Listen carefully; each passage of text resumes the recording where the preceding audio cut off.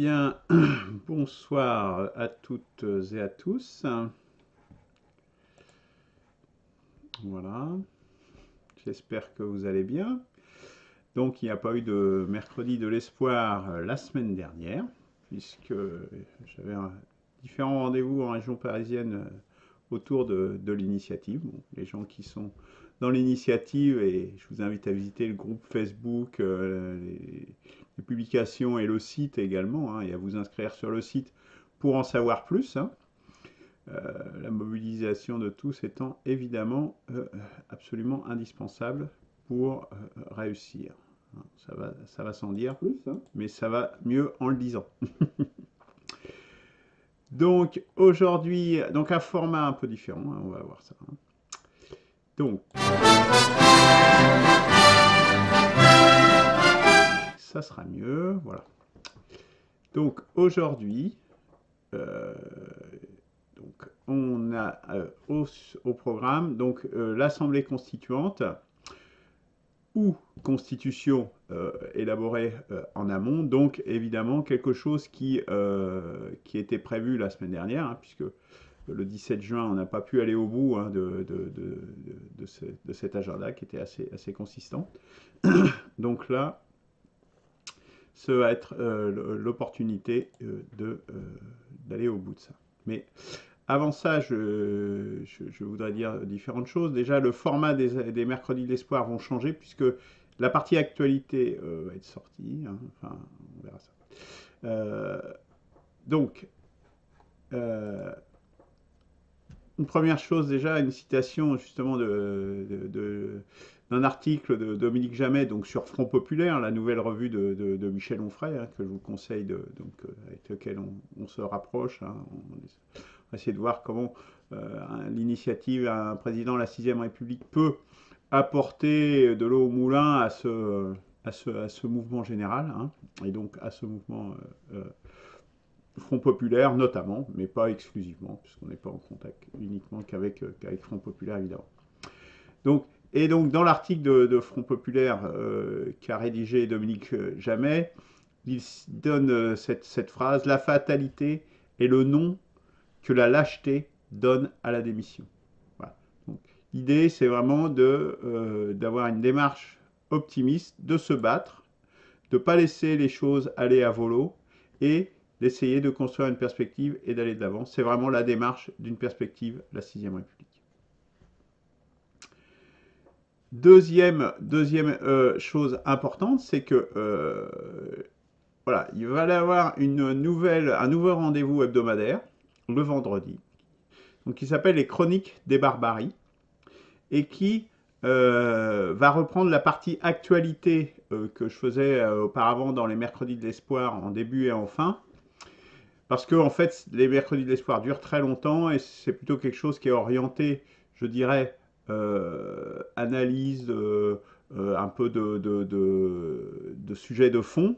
Et donc, on mélangeait un petit peu l'actualité et les sujets de fond. Et donc, et ça faisait des émissions beaucoup trop longues. Et donc là, les mercredis de l'espoir vont être recentrés sur les sujets de fond.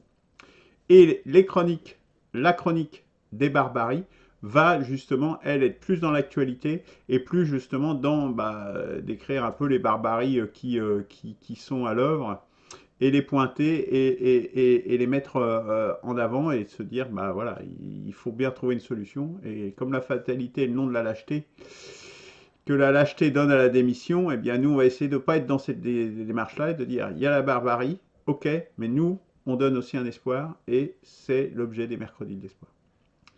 Voilà.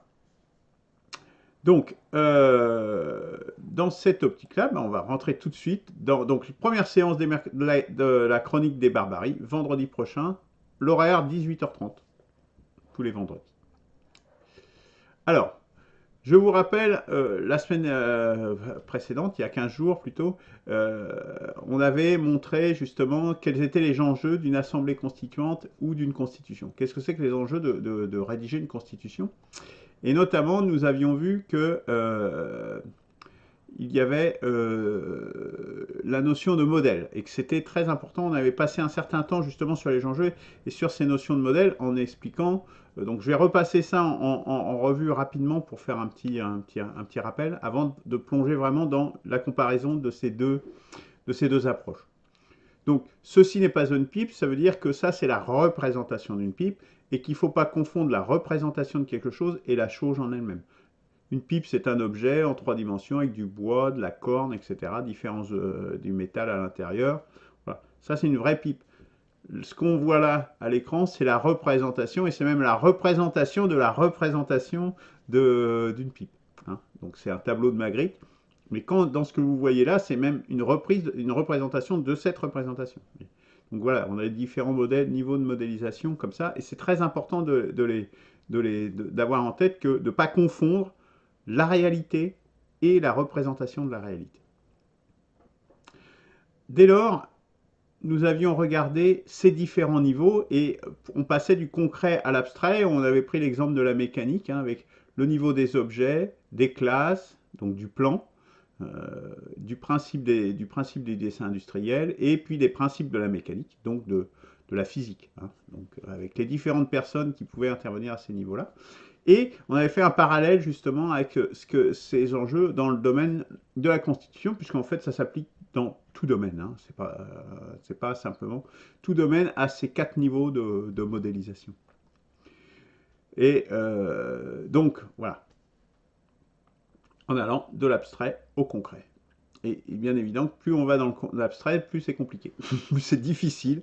C'est pas forcément plus compliqué, mais c'est plus difficile à appréhender et à être pertinent. Et nous avions vu que pour dans la mécanique, eh bien, les différents niveaux, pour le niveau méta-méta-classe, les principes de physique, c'était les chercheurs et les physiciens, des gens comme Einstein ou des gens comme ça. Et que le parallèle, si on voulait faire le parallèle avec la Constitution, eh bien, au niveau du préambule de la Constitution, qui est à ce niveau-là, eh bien, on va trouver des gens comme les philosophes et des gens qui vont adopter, dire, bah, ces principes-là sont pertinents ou pas. Hein. Je vais citer la parole de Denis Diderot, pardon, donc l'auteur de l'article de l'encyclopédie sur la Constitution, sur la notion de droit naturel, qui est au cœur de la Déclaration des droits de l'homme, hein, qui est un élément important de la Constitution française d'aujourd'hui. Il disait que cette notion de droit naturel est une des plus importantes et aussi une des plus difficiles à déterminer. Donc ces principes, voilà, on arrive à un niveau où ces principes ne peuvent pas être déterminés par les mécanismes démocratiques, parce qu'ils peuvent évidemment être ratifiés et compris par le peuple, mais pour les élaborer, bah, il y a malheureusement que les plus grands penseurs qui puissent arriver à ce niveau d'élaboration. Voilà. Donc, c'est fatal.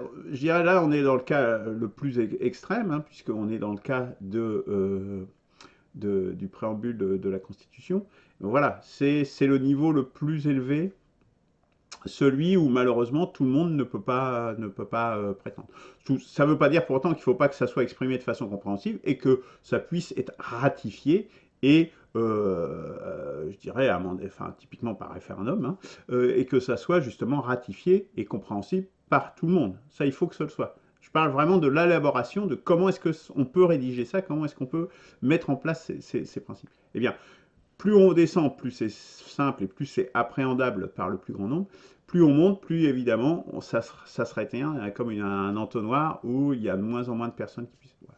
Donc, et au plus haut niveau, il y a très peu de personnes qui arrivent à ce niveau, malheureusement. C'est un fait, c'est tout. Il faut l'accepter, il ne faut pas lutter contre ça et se dire, bah non, on ne va pas en tenir compte et on va quand même faire comme si ça n'existait pas. Non, c'est très important justement d'avoir ça en tête parce que les gens qui vous cachent ça, en fait, moi, il y a beaucoup de gens, il y a beaucoup de gens qui manipulent très bien la rhétorique et la parole, hein, pour parler en français.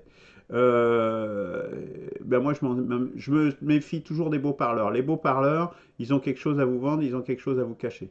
Moi, j'essaye de m'exprimer toujours dans un langage parfaitement clair, avec des mots parfaitement simples, que tout le monde puisse comprendre. Et je vous invite à me corriger si je ne sais pas le cas.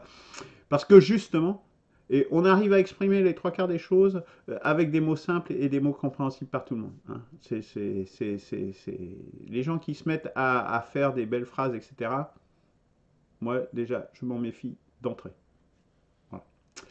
Bien, donc je continue. Donc, le préambule, c'est sensible parce que c'est parce que tout va découler en fait de ces principes fondamentaux, de ces principes généraux. Donc, il ne faut pas se tromper sur sur ces principes-là.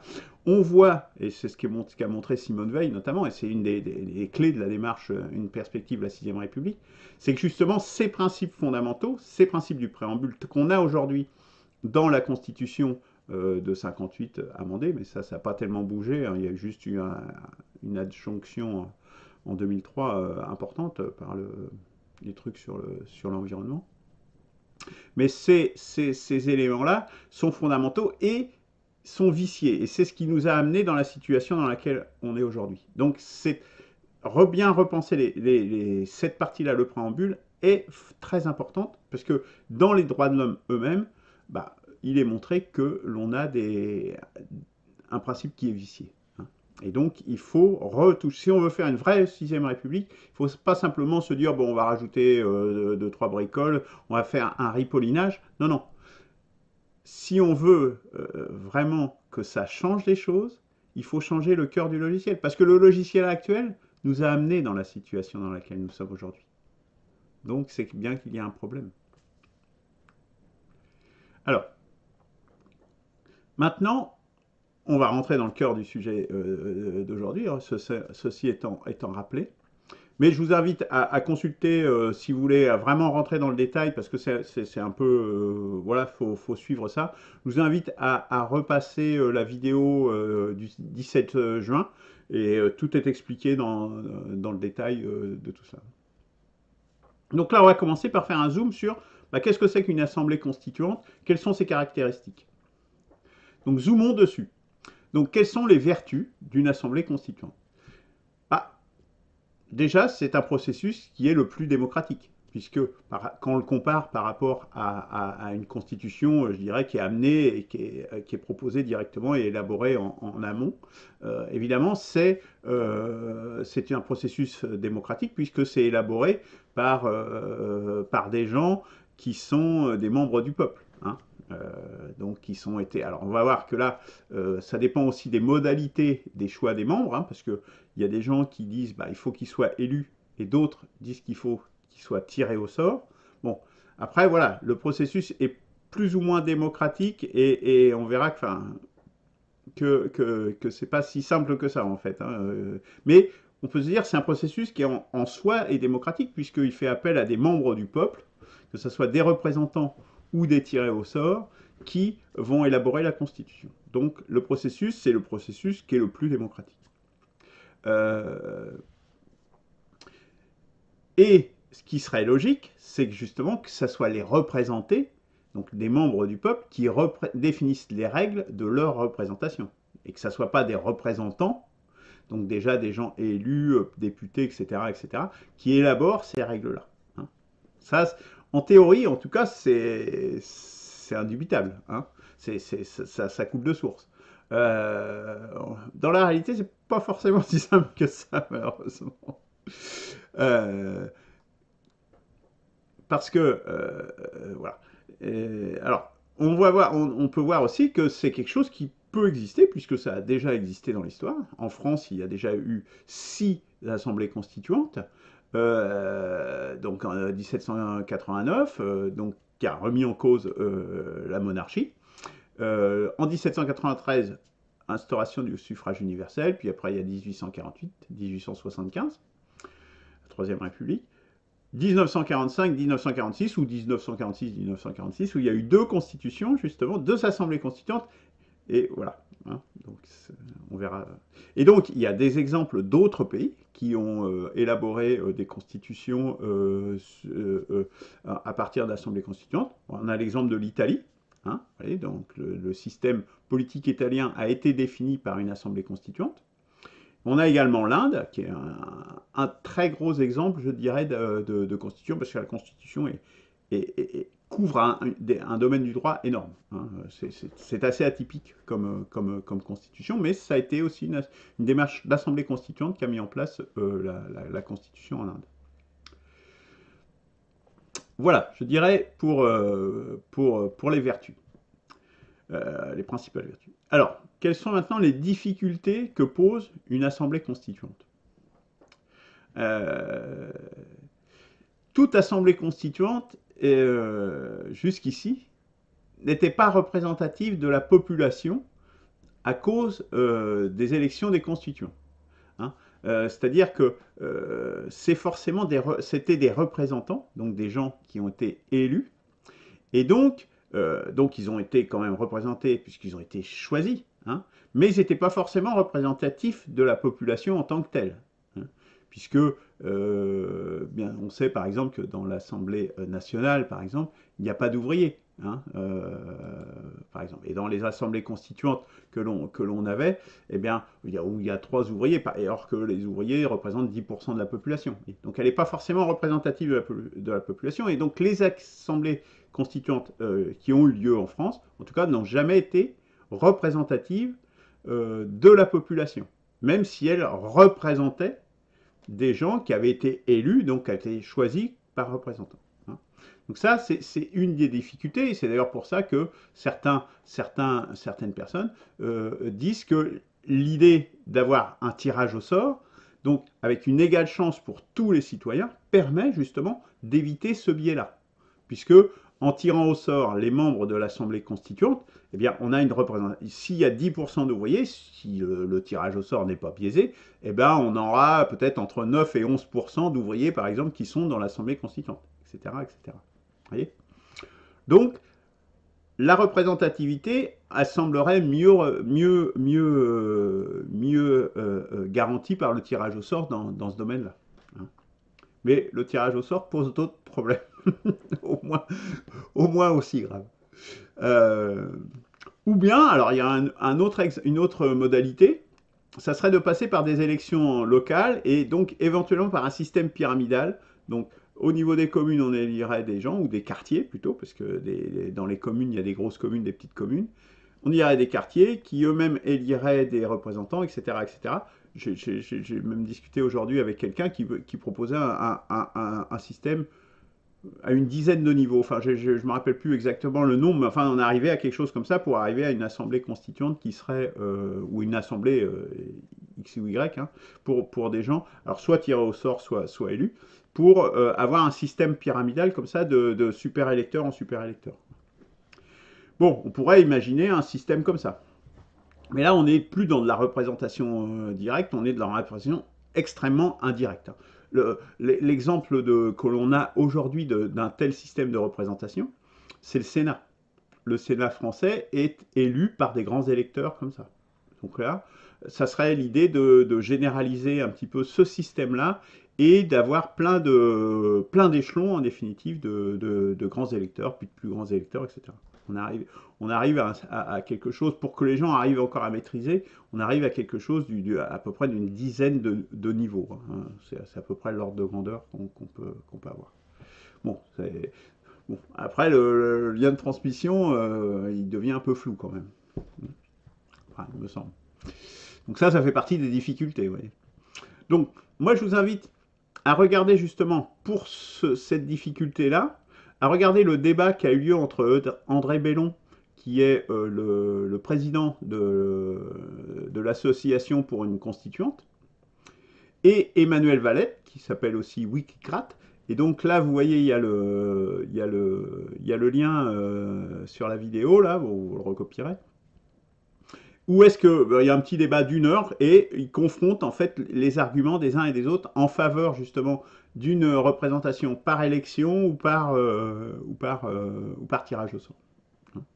Donc voilà, je ne vais pas refaire ce débat-là, je vous renvoie vers ces spécialistes des assemblées constituantes, sachant que moi, vous le savez, je ne suis pas un fan de l'assemblée constituante.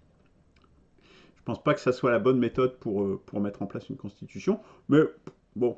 Après, on verra à la fin, enfin, on va pas dévoiler. Je pense que c'est au peuple de trancher, et puis voilà. Donc, il y a pas, pour moi, ça me gêne pas du tout. Le tout, c'est d'arriver à mettre en place une sixième république. C'est ça qui compte. Après, qu'on y arrive par un voie A, une voie B, bah, c'est pas peu important. Alors, autre problème d'une assemblée constituante, c'est que on constate en fait que les résultats sont souvent non durables. C'est le cas en France, c'est le cas aussi à l'étranger. Puisque très souvent, bah, on voit dans la liste des constitutions qu'on a vues là, hein, il y a eu 3 constituantes, la moitié, qui n'ont pas été durables en définitive, qui ont été renversées quelques années ou même quelques mois, puisque pour celle de la première de 1945 qui a été balayée par celle de 1946 juste derrière. Donc euh, souvent, ça donne des produits qui ne sont pas durables. Il y a aussi l'exemple du référendum, d'ailleurs, il y a eu un référendum en Islande où il y a eu tout un processus d'assemblée constituante et à la fin, le référendum a donné, ben non, votre résultat d'assemblée constituante, on n'en veut pas. Voilà. Donc ça a été, c'était en Islande, hein, c'était en 2012, je crois, ou 2011, je ne sais plus. Bon, voilà. Donc, et on a beaucoup de cas comme ça, mais il n'y a pas que ces cas-là. Parce que, bon, on l'a vu en France, mais il y a aussi des cas de coup d'État ou de dire, bah attendez, votre constituante, elle n'est pas légale. Par exemple, dans la Ve République actuellement, comment vous faites pour mettre en place une assemblée constituante? Il n'y a pas, dans la révision de la Constitution, dans la Constitution actuelle, il n'y a pas de modalité pour convoquer une assemblée constituante.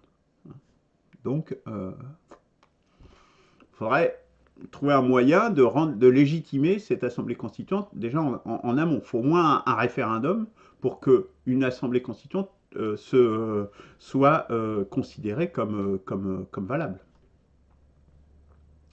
Et même comme ça, enfin bon, on a vu à l'étranger, hein, vous voyez, au Venezuela, etc., ou en Équateur, on dit c'est exotique, mais souvent il y a justement des constituantes qui ont été mises en place, et c'est contesté justement par les oligarques, hein, tout simplement.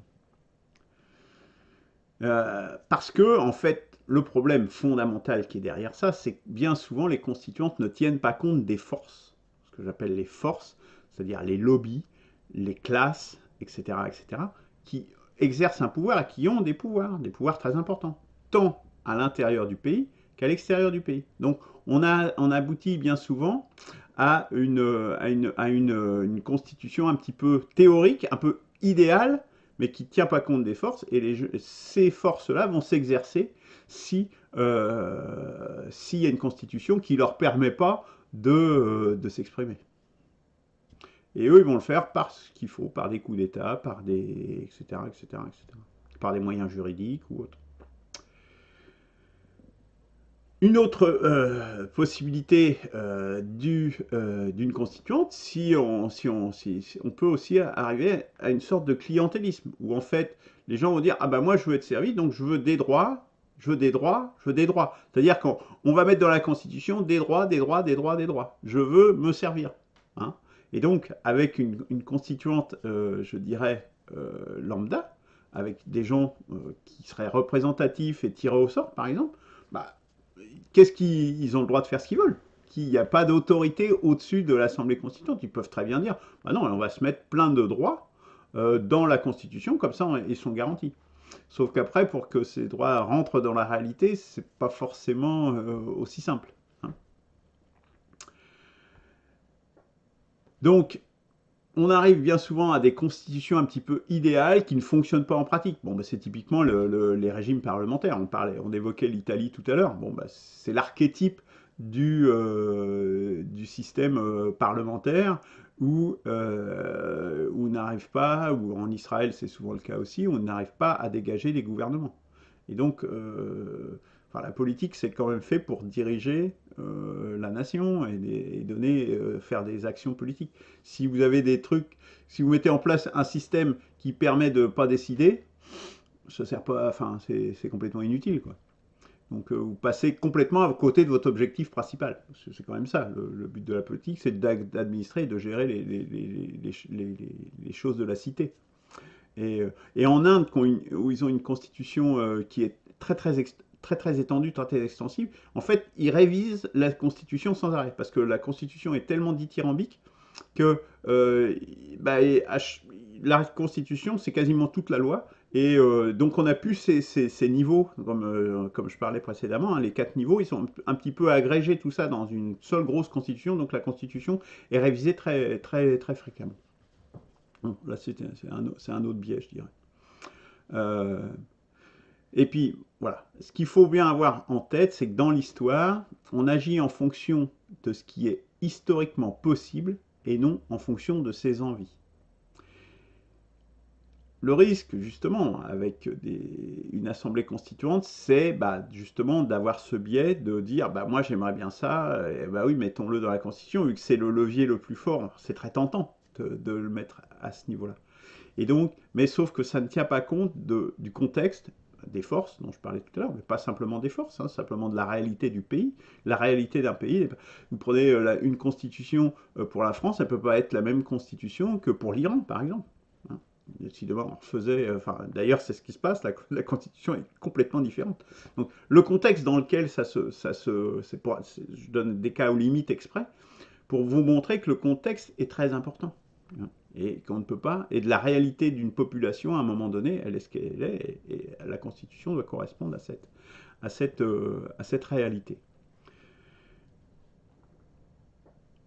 Alors, autre problème d'une constituante, c'est les risques de compétence et les risques de manipulation. Et ça, c'est notamment dans le cas du tirage au sort. Hein. C'est beaucoup plus particulièrement dans le cas du tirage au sort, puisqu'on peut supposer, contrairement à ce que dirait Tocqueville, justement, qui disait « Je ne crains pas le suffrage universel, les gens voteront comme on le dira ». Et donc, je dirais que dans le sillage du tirage au sort, il y a beaucoup de gens qui promeuvent le tirage au sort, en fait, qui ont tendance à prendre les citoyens pour des imbéciles, parce qu'en définitive, on dira, pourquoi leur justification, une des justifications du tirage au sort, c'est de dire, de toute façon, avec le vote, on arrive toujours à manipuler les gens, mais au moins ce sont leurs représentants, ils les ont élus, et personne n'aura mis un pistolet sur la tempe pour voter pour quelqu'un d'autre. Et il peut arriver que les gens votent en fonction de leurs intérêts, et contrairement à ce qu'a dit les médias. Le référendum de 2005, avec le non qui l'a emporté à 55%, en est un exemple. Et puis les alternances qu'on fait, après il y a l'offre politique qui est ce qu'elle est. Mais les alternances politiques, les gens, c'est bien eux qui les ont choisis. On passe de gauche à droite, de droite à gauche depuis des décennies. Et c'est pas pour rien, c'est parce que les gens choisissent ça. Alors, le problème, c'est un problème d'offre politique. On est là pour ça, pour essayer justement de donner une offre un peu plus diversifiée et donner un peu plus de dynamique à notre vie civique. Et puis, donc, qu'est-ce qui se passe dans ce cas-là? C'est qu'en fait, on a émergence que j'appelle des super citoyens. C'est-à-dire que, en fait, comme les gens ne sont pas forcément compétents bon, là c'est le cas de la Constitution, mais on a eu l'exemple là de la Convention citoyenne écologique du climat, là, qu'a fait Macron. Vous voyez, Macron, ça ne gêne pas du tout le tirage au sort. Hein. Il peut très bien s'inscrire là-dedans. Le tout, c'est d'avoir les super citoyens qui vont bien pour orienter, en définitive, des gens qui sont de bonne foi, des braves gens, des braves citoyens, mais on va leur dire, attendez, vous n'avez pas vu ce truc-là, oh, vous n'avez pas vu ce truc-là, puis on va mettre en exergue telle ou telle chose qui sera, qui orientera en fait les débats et le vote final, en définitive, vers telle direction. Donc, en fait, moi je dis attention parce qu'il y a des gens qui ont des intentions cachées, en définitive. Parce qu'ils disent, non, on est juste là, on est juste des experts, on va juste vous apporter, on est juste des animateurs, on est juste, etc., etc., on va vous conseiller, vous orienter, etc. Hein, oui. Et bien on voit le résultat, puisque là, sur la convention écologique, je ne sais pas quoi, de Macron, là, il y a eu ils se sont prononcés dans cette convention pour 60% pour la limitation à 110 km/h. Or que dans le même temps, il y a des sondages sur la population générale, donc avec un gros écart, où on est dans les 70%, qui dit, non, les gens, ils sont contre qu'on mette 110 km/h sur les autoroutes. C'est-à-dire qu'on arrive à des proportions complètement opposées entre des gens tirés au sort et des gens de la population générale. Le meilleur moyen pour trancher, c'est de faire une campagne électorale où tout le monde puisse présenter ses arguments de campagne. Alors ça, par contre, effectivement, ça nécessite d'avoir des médias qui soient justes et des représentations qui sont justes. Mais ça, justement, la 6ème République est là pour mettre ça en place. Hein. Ça, c'est très important, que les médias échappent et soient contrôlés par le peuple et ne soient plus contrôlés par l'oligarchie, justement. Hein. Et qu'on ait une vraie information diversifiée et avec une possibilité d'expression égale entre tous les points de vue, ou au moins équitable. Et puis, alors, deuxième argument là-dessus, c'est qu'en fait, c'est un constat alors je crois que c'est Denis Tippard, hein, de l'association Sentier vers la démocratie, qui eux, étaient plutôt partisans du tirage au sort. Mais dans la culture, dans notre culture populaire, quand ils ont proposé ça, c'est leur retour d'expérience. Ils disent, mais les gens, ils sont complètement opposés, c'est parce que ça leur parle pas, le tirage au sort. En fait, quelle va être leur légitimité? Enfin, moi, le premier, je veux dire, mais attendez, il est tiré au sort, mais moi, je veux voter. Je veux qu'on me demande mon avis. Je veux donner mon avis. Je veux pas déléguer à quelqu'un que j'aurais pas choisi mon avis. Je veux bien encore élire un représentant qui va, en mon nom, voter un X ou Y, mais au moins, j'aurais voté pour lui. Ou d'autres gens majoritaires ont voté pour lui. Or que là, on ne sait pas d'où il sort du chapeau. Il a été conseillé par qui, dans quelle instance, etc. Voilà. Donc, le tirage au sort, alors surtout en domaine constitutionnel, méfiance, et je dirais attention aux super citoyens. En fait, je crains, en fait, hein, je veux dire le fond de ma pensée, qu'il y ait les gens qui promeuvent ça, en fait, eux, ils ont déjà leur préambule en tête. Hein, le préambule, ils l'ont en tête. Et il n'est pas public, par contre, mais il est dans leur tête et ils vont influencer, justement en disant, ben moi je suis un spécialiste, je travaille dessus depuis des années, etc. Et ils vont influencer, justement, la Constitution dans tel sens ou dans tel autre sens, mais de façon cachée. Au moins les gens, quand Sarkozy se présente, ou Macron il se présente, ben on sait pour qui on vote. Hein. Il n'y a pas de tromperie. Hein. Enfin, celui qui ne veut pas savoir pour qui il vote quand il vote Sarkozy, Macron ou Mélenchon, ou Besancenot ou je ne sais qui, ou Marine Le Pen, on sait à qui on a affaire. Les intentions ne sont pas cachées, les intentions sont publiques. Là, non. Donc, hein, méfiance. Alors, un autre argument, une autre difficulté, c'est qu'en fait, c'est la question de l'élaboration collective. Et dans les domaines techniques, dans les domaines des normes, typiquement, hein, enfin, généralement, les normes qui sortent, elles sont élaborées dans des comités. Hein, donc c'est un peu le même genre que la consultante. Alors il y a des processus pour y arriver, mais on arrive généralement à des systèmes qui ne sont pas cohérents, qui sont un peu bancals, ou qui prennent des années à être améliorés, mais avant d'arriver à quelque chose. Or, on s'aperçoit que les normes qui marchent, celles qui sont efficaces, et d'ailleurs qu'après on peut normaliser, sont au départ parties de quelques personnes, d'une personne, typiquement généralement, qui ont mis en place une architecture, et derrière, eh bien, on a dit, ah, cette architecture, elle est bien, ah, on va la reprendre, on va la normaliser, et on va en faire quelque chose. Voilà. Mais une bonne architecture, ça sort de un ou deux cerveaux, pas plus. C'est-à-dire, moi, je viens des domaines techniques, en informatique, c'est comme ça, mais dans les autres domaines, c'est la même chose. Sinon, vous arrivez à un truc qui ne ressemble à rien et qui n'est pas efficace. Parce qu'il y en a un qui aura gagné sur tel aspect de l'architecture, puis l'autre, il aura gagné sur tel autre aspect, puis vous allez avoir un truc qui aura un œil là, l'autre œil là, le nez ici. Vous voyez. Or que si vous avez déjà une base, 80% qui est posée, eh bien, vous arrivez à une architecture qui a une cohérence, qui peut être améliorée par la suite, mais l'architecture de base a déjà sa cohérence. Et puis après, par amélioration successive, et puis on peut arriver à quelque chose de pertinent.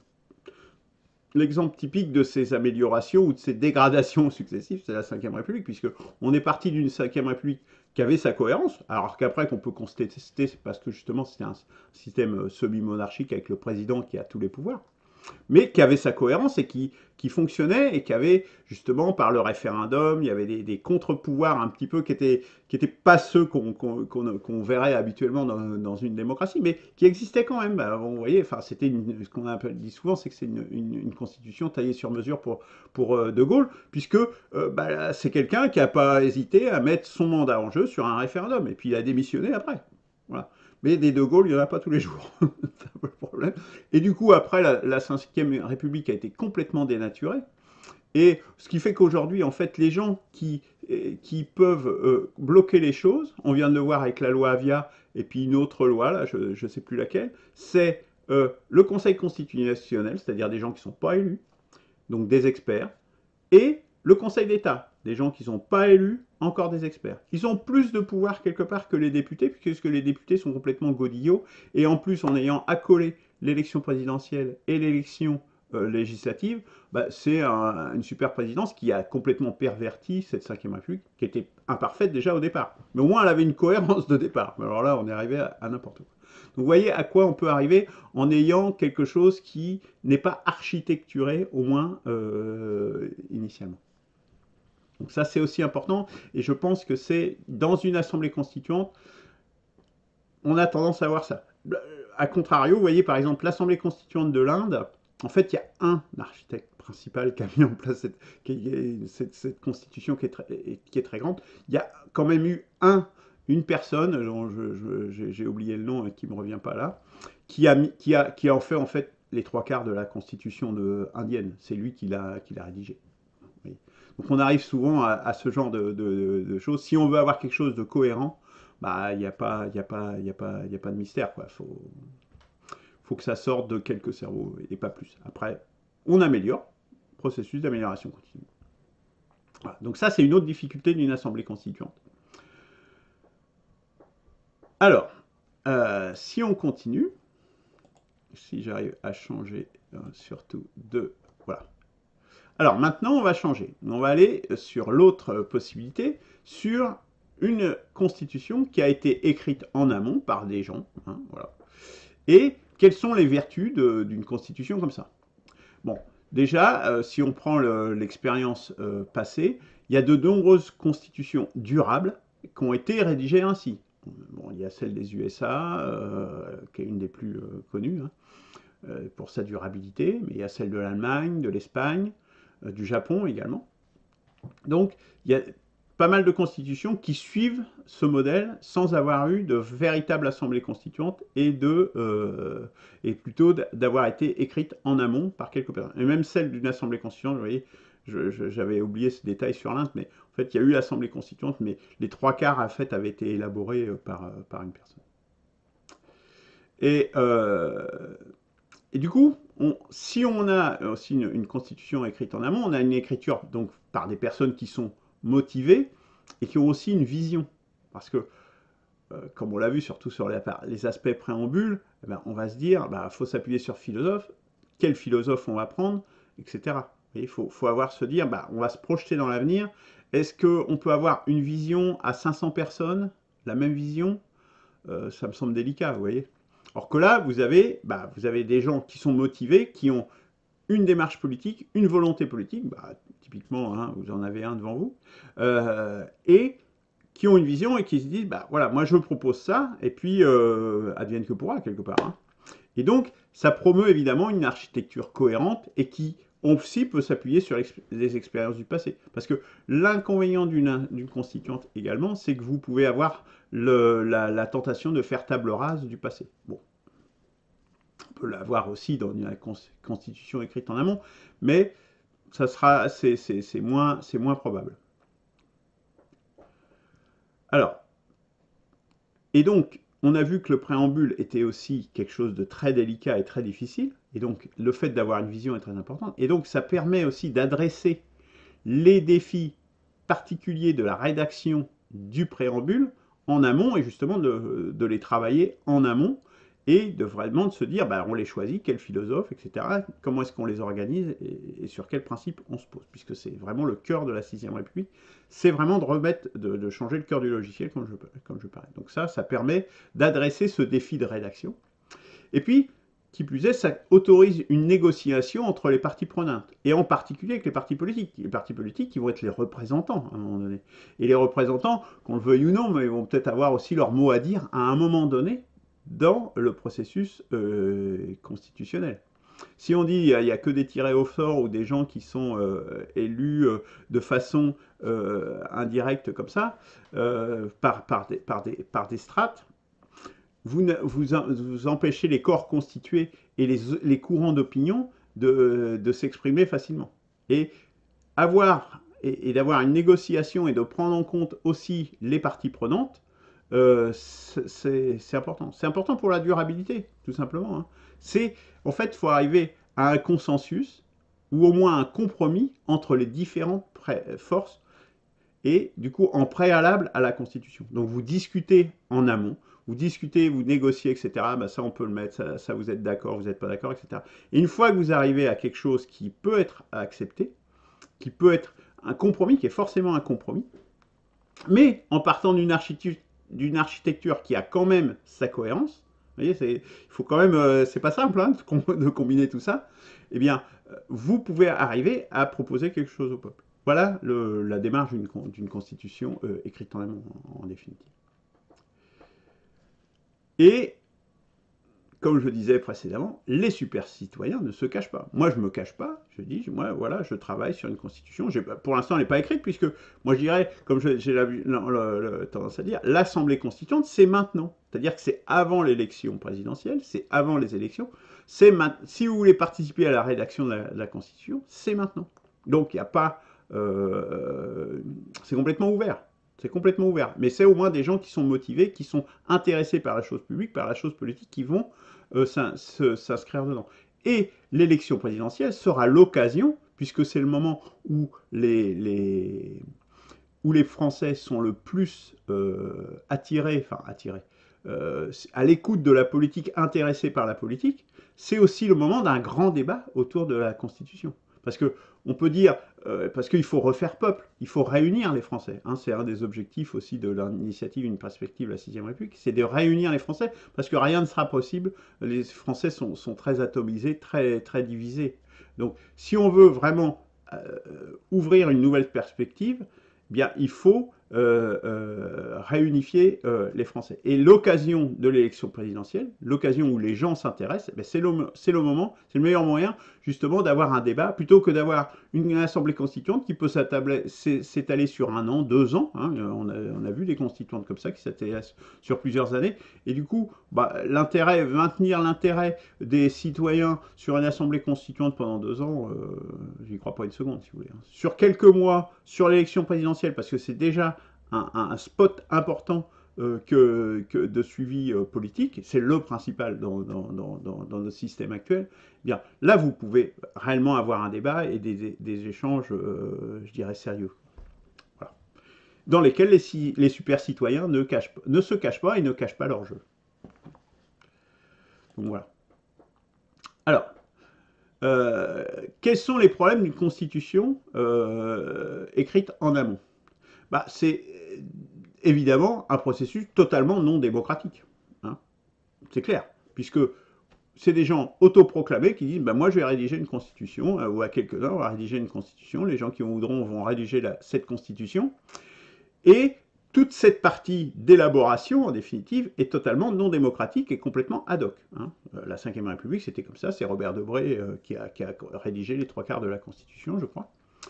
Sauf au moment de la ratification, puisque, évidemment, moi je ne conçois pas autrement une révision constitutionnelle que par référendum, et surtout là, l'adoption, justement, d'une révision complètement globale de cette façon-là. Donc là, au moment de la ratification, évidemment, après, les gens, ils pourront toujours dire oui ou non à cette constitution. Je vous rappelle que en 1958, quand la constitution a été adoptée, ça a été un peu plus, autour de 80%. 80%. Vous voyez qu'une constitution rédigée en amont peut recueillir et réunir le peuple de façon considérable. Donc ça, c'est un problème, malgré tout, puisque, évidemment, ce processus n'est pas démocratique, du tout, sauf à la fin. Euh, donc c'est des experts et d'autres parties prenantes, hein, voilà. Donc c'est des gens qui sont plus ou moins autoproclamés, quoi. Bon, c'est un peu une conséquence, voilà, c'est comme c'est un processus non démocratique. Ce sont des gens qui s'autoproclament, ben moi je vais faire une constitution, comme Debré a été désigné peut-être par De Gaulle pour rédiger la constitution. Voilà. Et donc c'est aussi la possibilité de biais. Mais bon, tout a des possibilités de biais, mais là, effectivement, bah, le biais de la Ve République, c'est que ça a été un pouvoir semi-monarchique, une constitution taillée sur mesure pour le général de Gaulle, mais du coup, le costume était un petit peu trop grand pour tous ceux qui l'ont suivi. Donc, effectivement, c'est un biais. Et on le vit avec la Ve République, puisque derrière, eh bien, on voit bien qu'il n'y a pas eu un seul président qui était à la hauteur, et je dirais même que de plus en plus, c'était de pire en pire, des présidents qui, et simplement parce qu'un président ne peut pas tout savoir, tout être omnipotent et omniscient. Ça n'existe pas. Donc il est bien évident que voilà. Donc ça c'est un exemple de biais d'une constitution comme ça. Mais bon, voilà, c'est pas exemple de biais. Bon, après je pense pas qu'il y ait grand chose à part justement l'évolution au fur et à mesure et remettre en cause et faire évoluer les constitutions qui peuvent amener à corriger les biais initiaux. Mais ça peut introduire d'autres biais, puisque l'histoire de la Ve République nous montre justement que ça a introduit d'autres biais. Donc, voilà. Alors, autre considération. Donc, dans les autres considérations, il y a une chose, il y a une phrase de Laurent Hureau, hein, qui est un mouvement qui s'appelle Mouvance France, qui dit ça et qui est assez intéressant. Il dit naturellement, personne parmi les promoteurs de la Sixième République n'est capable de faire un lien clair entre tout ce qui ne va pas dans la France actuelle, chômage et récession, insécurité, migration mal contrôlée, déclin de l'éducation nationale, justice de plus en plus arbitraire, et la constitution de la Ve République. On n'arrive pas à faire le lien entre justement tous ces problèmes, chômage, etc., et la Constitution. Donc c'est une question que je prends évidemment pour moi, hein, qui est posée à Mélenchon, à Montebourg et à tous ceux qui promeuvent une Sixième République. Eh bien, je dirais, à la différence justement je dirais que cette analyse est plutôt pertinente, puisque c'est vrai. Quel est le lien entre la Ve République et le chômage, la récession, l'insécurité, le déclin dans l'éducation nationale, etc., etc. Je vous mets au défi de le trouver. Hein. C'est plutôt pertinent son analyse. Bien, en fait, parce que et c'est, je dirais, le gros apport d'une perspective de la Sixième République, c'est que le vice fondamental, il n'est pas tant dans, enfin, il est dans la Constitution aussi, mais pour ces éléments-là, il est surtout dans le préambule, puisque dans le préambule, on rend possible ces choses-là, puisque on dit que l'état de droit, on pose des principes et on dit derrière, en fait, l'état de droit va pouvoir détricoter ces droits-là. Or que si on met dans le préambule des principes fondamentaux comme le travail, comme l'égalité, la liberté et des choses comme ça, hein, la nourriture, eh bien, du coup, ça change la nature et donc, du coup, en étant prescriptif et donc pas simplement je dirais, un petit peu décoratif, hein, pour être un peu méchant. Et donc un préambule qui est normatif, et donc du coup qui ne peut contenir que des principes généraux et ne peut pas rentrer dans des détails grotesques, hein, on va le voir. Voilà. Donc la réponse à Laurent Hureau sur cette critique, c'est là que c'est pas dans la Constitution, vous ne trouverez pas la raison dans la Constitution de la Ve République. Tous ces problèmes viennent du problème de la Constitution et des principes fondamentaux posés en 1789. Voilà. Alors, autre considération, la plupart des promoteurs, pas tous, mais la plupart des promoteurs d'une assemblée constituante discutent de son contenu. Cela a-t-il un sens? puisque si c'est une assemblée constituante, ça sera l'assemblée qui va discuter du contenu de la Constitution. Donc, en toute logique, les gens qui promeuvent une assemblée constituante ne devraient pas se prononcer sur le contenu. Sauf si, évidemment, ils ont peut-être quelques petites arrière-pensées sur la façon dont il faudrait orienter. Mais voilà. Hein. Imaginons qu'une assemblée constituante se mette en place et qu'on réaffirme un régime semi-monarchique comme la Ve République. Ah, je pense qu'il y en a quelques-uns qui y seraient un petit peu marrants. Donc, avec une constitution réalisée en amont, bah, vous proposez quelque chose qui est ratifié par le peuple, mais au moins vous n'avez pas ce risque-là. Et puis, plus sérieusement, être à l'initiative est important. Aujourd'hui, nous allons vers la barbarie. On le voit bien, enfin, c'est de plus en plus, et on va le voir dans les vendredis consacrés à la chronique des barbaries, que la barbarie, elle croît et elle va continuer de croître et d'être de plus en plus grave. Il faut être à l'initiative. Il faut être proposé une voie. Il faut proposer. Est-ce que vous croyez qu'une assemblée de 500 personnes va avoir une vision de se dire ce qu'il faut faire, que ça soit réaliste et que ça soit faisable? Non.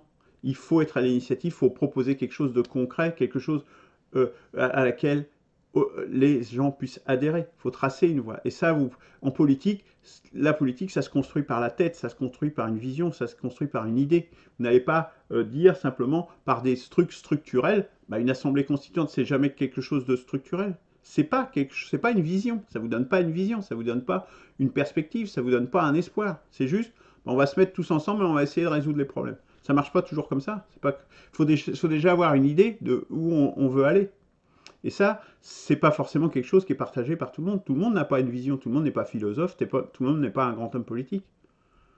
Hein, tout le monde s'appelle pas Gros de Gaulle, Napoléon ou Jean-Jacques Rousseau. Donc, et là, il est urgent, dans la période actuelle, vraiment, d'être sérieux et d'arrêter de jouer et de se faire plaisir. Moi, je ne me fais pas plaisir. Je pense que vous le voyez bien. Je ne suis pas là pour me faire plaisir du tout. Ça ne me fait pas du tout plaisir. Mais j'ai une mission. Je me suis fixé une mission parce que je crois qu'il faut le faire. Parce que j'ai des enfants, j'ai des petits-enfants. C'est pour eux que je le fais. C'est pour moi, mais c'est pour eux aussi. Parce que si on veut qu'ils aient un avenir demain, il y a intérêt de s'occuper, de se réveiller maintenant. Et donc, la barbarie, si on veut l'éviter, il faut proposer quelque chose. Il ne faut pas simplement se contenter soit de protester, soit de dire bah, on va se mettre tous ensemble et puis on va peut-être trouver quelque chose, hein, par la prière philosophale peut-être.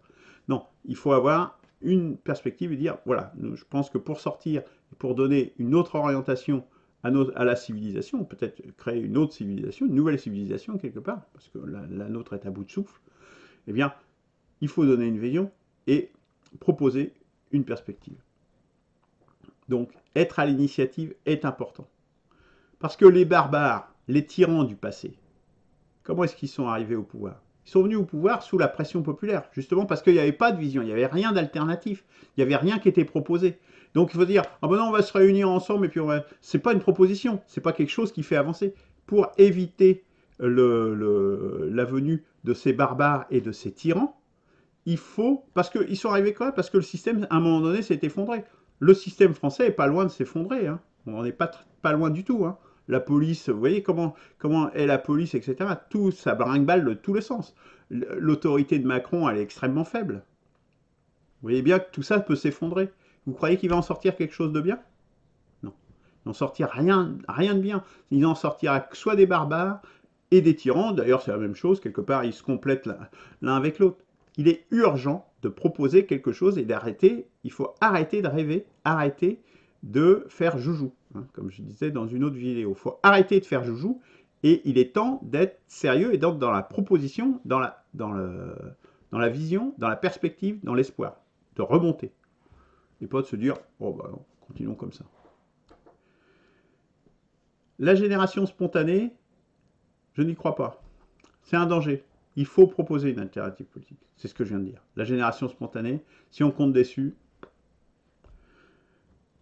le pire peut en sortir. Et l'histoire récente nous montre que c'est bien souvent le pire qui en sort. Donc un peu de sérieux, il faut être conséquent, sortir de sa zone de confort. La politique, c'est le mouvement. C'est pas de rester figé sur ses positions et de se dire, vous croyez que les positions que j'ai là, c'est celles que j'avais il y a 20 ans ou que j'avais même il y a quelques années ou même encore l'année dernière? Non. La politique, c'est le mouvement.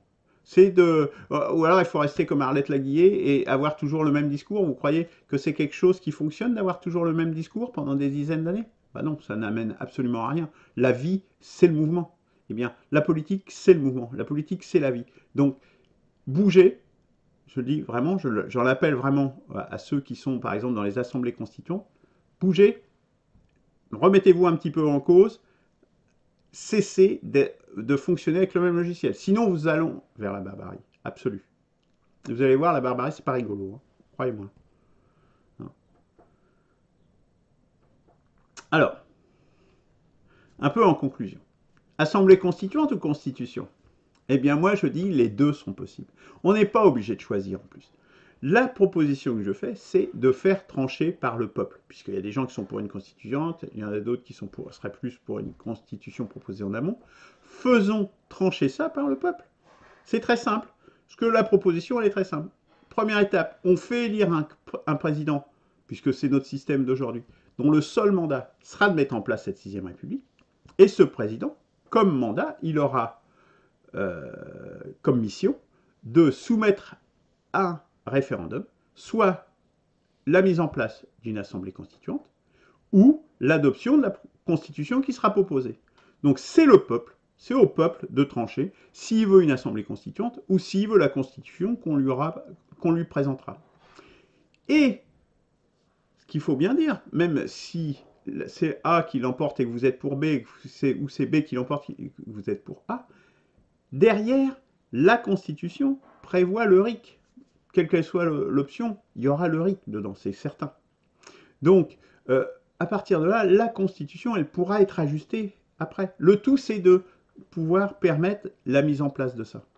À partir du moment où on aura ça, le RIC en toute matière, bien sûr, à partir du moment où on aura ça, eh bien, même s'il y a quelque chose qui ne vous convient pas, eh bien, vous n'êtes pas obligé, voilà, c'est évolutif, il y a une architecture de base qui est posée, et puis après, ben, on fait évoluer, on a le temps après, une fois qu'on a mis ça en place. Là, on est bloqué, mais après, là, on a débloqué la situation, on a débloqué un champ de possibles. Eh bien, le RIC permettra de faire évoluer et la Constitution au fil du temps. Donc, cette proposition me semble extrêmement raisonnable et permet justement de sortir de la situation de blocage, de sortir et de réunir véritablement tous les gens qui sont pour changer la politique et mettre en place une vraie démocratie. Voilà, voilà la proposition que je fais, c'est une proposition éminemment réaliste et dans laquelle tout le monde peut s'inscrire. Je ne vois pas en quoi, qu'est-ce qui peut bloquer dans cette proposition. Puisqu'elle permet de tout, de sortir, et on n'est pas bloqué même demain, puisque le RIC permettra de faire la révision. Voilà. Et c'est quelque chose qui arrive.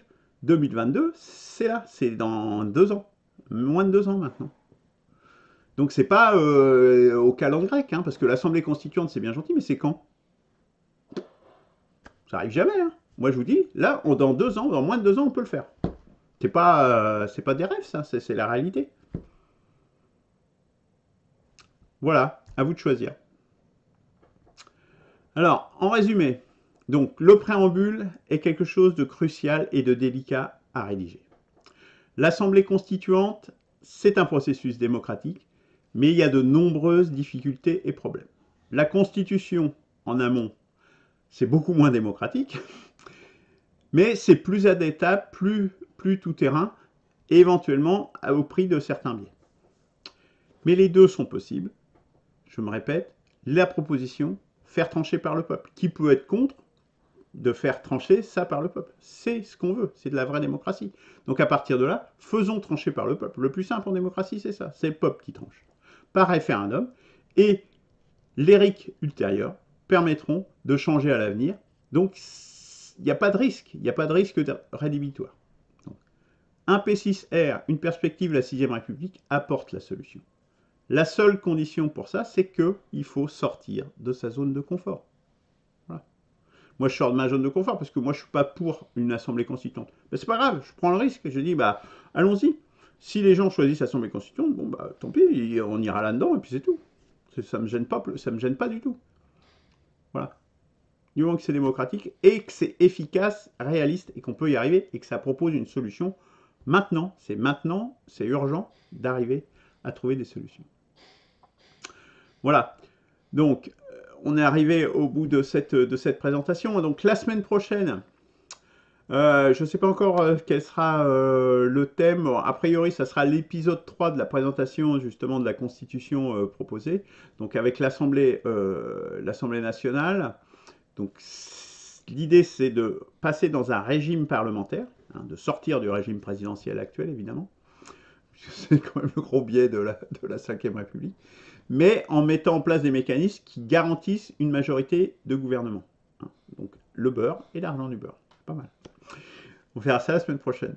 Mais avec présence des principales minorités, hein, ce qui permet aussi, et une représentation automatique des départements les plus peuplés. Donc avec la fin aussi du découpage des circonscriptions, etc. etc.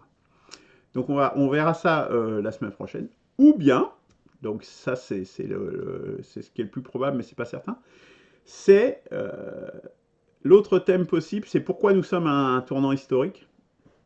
Mais là, j'ai besoin de me documenter, j'ai quelques livres en commande et il faut que je travaille là-dessus. Donc, ça sera soit l'un, soit l'autre. Dire, voilà, on est à un tournant historique et bah, qu'est-ce qu'on fait face à ce tournant historique? Comment on fait pour être à la hauteur de l'enjeu? Voilà, donc je pense que j'étais un peu long. Le mot de la fin, Chronique des Barbaries, donc c'est tous les vendredis à 18h30. Donc c'est pas à 18h, c'est à 18h30, tous les vendredis, donc sur l'actualité. Numéro spécial, ce coup-ci, consacré au Covid-19. Donc on va voir où est-ce qu'on en est de l'épidémie, etc. Hein, pourquoi ça s'est déroulé comme ça et compagnie. Donc voilà. Peut-être avec, on verra. Ce sera le premier numéro. Peut-être qu'il y aura quelques OK, on verra. Rejoignez l'initiative, inscrivez-vous sur le site, inscrivez-vous sur le groupe Facebook, abonnez-vous à la page, abonnez-vous sur YouTube, etc. Inscrivez-vous sur le site, l'inscription sur le site, c'est le plus intéressant parce que ça vous donne toute l'actualité, vous êtes vraiment à l'intérieur de l'initiative, vous êtes au courant de plein de choses que vous pouvez vraiment participer. Si vous voulez participer à la rédaction de la Constitution, c'est là que ça se passe, par exemple. Donc, il faut être, celui-là d'être dans le groupe Facebook, c'est sur l'inscription parce que voilà, c'est les gens qui sont les plus engagés, les plus intéressés par l'initiative qui se retrouvent là. Voilà, donc j'en termine là. Je pense qu'on a quand même duré pendant 1 heure malgré tout. Hein. Et oui, on a quand même fait 1 heure, un peu plus d'1 heure. Heureusement qu'on ne fait plus les actualités. Donc je vous souhaite une bonne fin de journée, prenez soin de vous, à vendredi, et sinon à mercredi prochain. Allez, au revoir.